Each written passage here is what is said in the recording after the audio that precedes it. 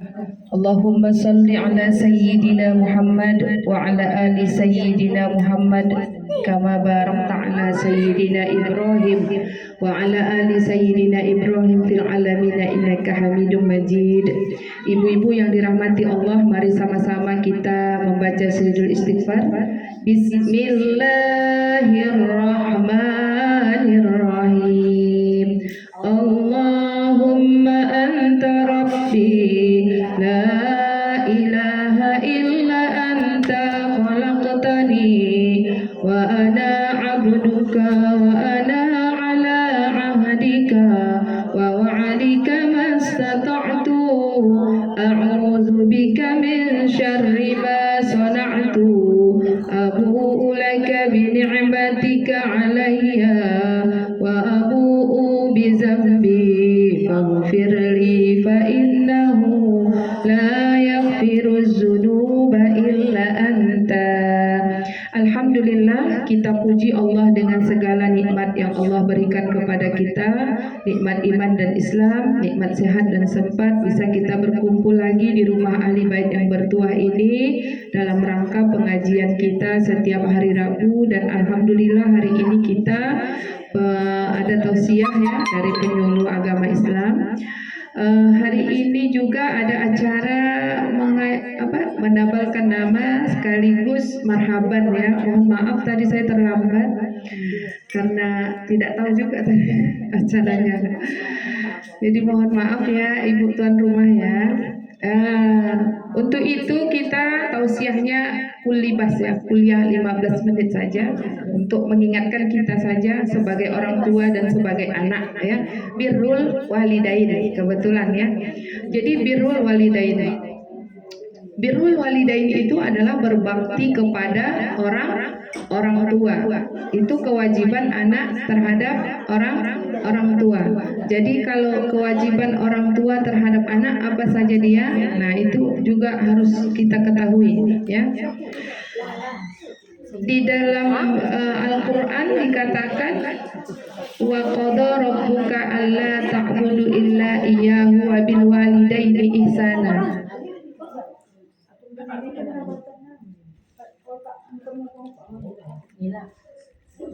Ya, sudah ya.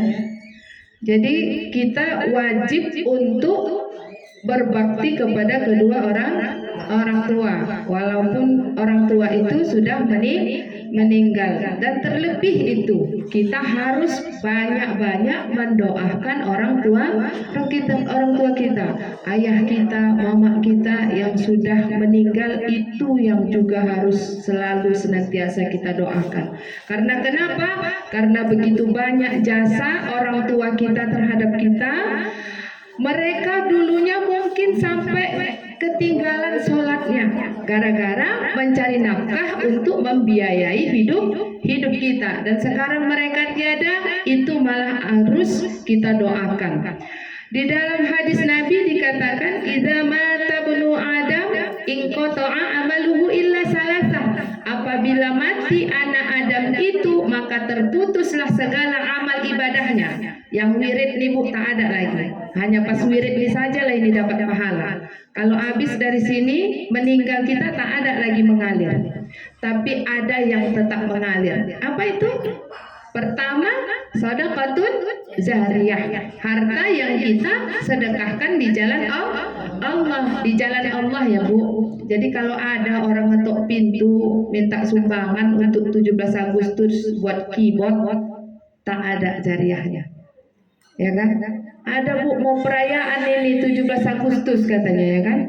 Habis itu dibuat orang tuh keyboard, minum pula lagi orang tuh situ, pesta sabu pula lagi, masya Allah, nauzubillah, ya, ada jariahnya. Tapi kalau datang ngetok pintu, bu ini sumbangan anak yatim katanya, bu kami mau membangun masjid, kasih saja, jangan tanya mana masjidnya, alamatnya di mana, siapa najirnya, BKM-nya, tak usah sampai ke situ. Kalau memang tak ikhlas, maaf ya, gitu aja. Nggak usah malah jadi dosa sama kita, ya kan? Nah, sehingga orang ini rumahnya besar tapi minta pelit kali gitu jadinya kan? Bilang saja maaf supaya tidak ada fitnah. Nah, sedekah jariyah, harta yang disedekahkan, diinfakkan, diwakafkan untuk ke jalan Allah. Ya, boleh itu berbentuk barang, ya, Al-Quran contohnya, ya, ada contohnya tempat pengajian Al-Quran, boleh kita beli sebiji Al-Quran, dapat duit kita 50.000 beli Al-Quran, infakkan, kasihkan. Ya, itu akan menjadi amal jariyah. Contohnya di rumah saya itu ada Bu, anak-anak mengaji Al-Quran. Alhamdulillah udah ada beberapa orang yang berinfak Al-Quran. Kalau ibu-ibu punya rezeki dan mau berinfak Al-Quran, masih banyak lagi anak-anak yang bakal akan naik Quran. Jadi Qurannya nggak dibawa, dia baca saja di situ. Begitu nanti ada orang lain bertukar lagi, dia juga akan menggunakan itu. Begitulah selanjutnya. Ya, dan itulah yang tidak terputus. Ketika kita mati, dia akan tetap mengalir pahalanya untuk kita. Ya. Kemudian apalagi ilmu yang tafa'ubih, ilmu yang bermanfaat. Ilmu yang bermanfaat. Jadi kalau guru matematika gimana? Tiba-tiba ada juga matematika, kimia ini bisa dimanfaatkan untuk merakit bom katanya kan. Dibomkannya pula ke orang-orang yang menurut orang itu memang pantas untuk, ya itulah panjang kisahnya. Tapi memang ibu-ibu, segala apa yang kita lakukan di muka bumi ini akan diminta pertanggungjawabannya. Makanya kalau ibu-ibu ahli medsos, ya kan, ibu pasti pernah membaca pesan B.J. Habibie ketika dia sakit di akhir hayatnya itu kan, andai dulu aku tahu bahwa saja ilmu agama itu sangat penting, niscaya aku akan lebih mendalami ilmu agama ketimbangkan ilmu teknologi, katanya. Anakku, cucuku datang menjengukku hanya seperti orang bertandang. Datang ke rumah yang dikerjainya HP, katanya. Untunglah ada dulu kawanku yang mau mengawani aku di rumah yang besar ini. Sudah tak ada lagi artinya penghargaan, katanya, ya kan, di akhir hayatnya. Sudah tak ada lagi, badan sudah gemetar saja. Ya, maka yang ternyata itu tuh intinya semua agama itu penting, ya. Agama itu penting supaya apa? Supaya kita bisa lebih mengetahui dan beribadah dengan sebenar-benarnya, ibadah kepada Allah. Jadi ilmu agama itu, alah ibu itu guru mengaji, guru apa, dosen ikroknya itu gitu, ya kan. Karena orang lain sih banyak gitu. Guru mengaji apa kerjaannya? Guru mengaji. Ala guru PAUD-nya itu, ala guru TK-nya itu, ya kan. Guru RA-nya itu. Yang hebat tuh apa? Yang hebat tuh kalau di kantoran gitu kan. Bank dia kerjaannya itu bagus. Ya, untuk dunia alhamdulillah, tapi mudah-mudahan apapun profesinya, mudah-mudahan dia banyak untuk belajar tentang ilmu agama. Bagi saya sangat cukup pengalaman B.J. Habibie. Kurang apa ya, bisa menciptakan pesawat terbang, ya, tapi akhir hayatnya dia bisa memberikan kesimpulan yang sangat fantastis bagi saya, ya. Saya seorang perempuan yang dulunya memang sekolah sampai akhirnya kawan-kawan saya itu udah menikah, ya kan. Saya belum nikah juga, anak mereka sekarang udah pada kuliah, anak saya baru SD gitu. Ya kan, gini lambat nikahnya, iya. Gimana dulunya pengennya gitu. Tapi ternyata karir wanita itu bukan pada sekolahnya, tapi pada apa? Karir wanita itu pada rumah tangganya. Hanya saja ketika kita menjalankan di rumah tangga ini, kalau tak berilmu juga akan down, akan jatuh juga pada akhirnya. Nah, salah satu tipu daya setan, ya, yang paling berat adalah menggelubungi kita, membuat kita malas untuk belajar agama. Dari dulu pun rukun Islam itu 5, nggak pernah bertambah, ya kan?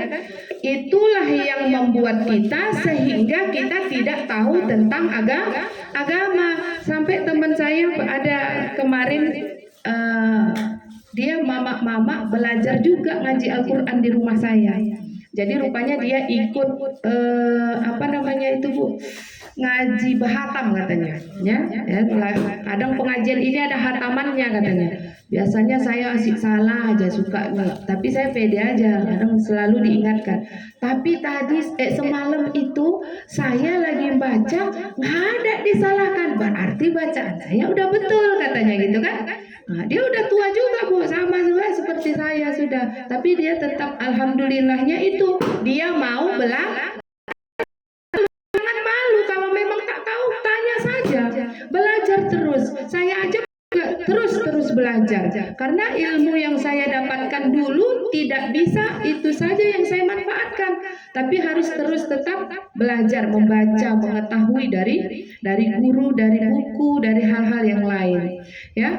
Jadi itu penting. Jangan biarkan diri kita dalam ketidaktahuan, karena salah satu tipu daya syaitan itu adalah menghalang-halangi kita untuk belajar agama. Makanya rajin ikut wirid, itu salah satu tempat kita menimba ilmu, karena di perwiritan ini akan ada datang ustadz, akan ada datang penyuluh. Di sini alhamdulillah sebulan 2 kali ya Bu. Sebulan 2 kali ada ustadznya. Ambillah yang baiknya, tinggalkan yang buruk. Nah, kemudian yang ketiga adalah waladun solihah yad'ulah, anak yang soleh yang mendoakan orang tuanya. Jadi anak soleh mendoakan, soleh dulu, bukan doanya dulu. Jadi solehkan dulu diri kita sehingga kita bisa mendoakan orang tua kita. Makanya kalau saya itu ya Bu, kadang suka nangis ya, meneteskan air mata ketika mengenang orang tua itu, karena sekarang sudah jadi orang tua. Jadi artinya gini, oh gini dulu perasaan mamaku kalau aku pergi gitu kan. Ternyata baru kita rasakan, dulu dilarang jangan pergi, sekarang anak kita pergi, kita yang khawatir gitu ya kan. Padahal zaman dulu itu nggak ada narkoba, ya nggak ada culik kali. Zaman sekarang ini semuanya kita khawatirkan terhadap anak. Ada warnetnya, ada ngelemnya ya kan. Kalau dulu nggak gitu, orang tua saya, mama saya itu jangan pergi, jangan ke sana, jangan ke sini. Dulu tuh biasa aja gitu ya kan. Tapi sekarang ketika kita menjadi orang tua, baru ngerasa, oh gini khawatirnya, ya gini khawatirnya, mak beli ini, mak beli itu, sampai mama kita, ayah kita sibuk mencari nafkah, azan di masjid dia mungkin nggak sholat, ya. Dan karena itu saat ini mungkin mereka diazab dalam kuburnya, disiksa dalam kuburnya, mencari untuk kita. Tapi ketika kita katakan Allahumma ghfirli wali walidayya, berhenti malaikat menyiksa mereka. Lalu mereka bertanya kepada malaikat, ya malaikat, kenapa kau nggak mukuli aku lagi katanya? Biar kau tahu ada manusia yang memintakan ampun untukmu. Dia adalah anakmu.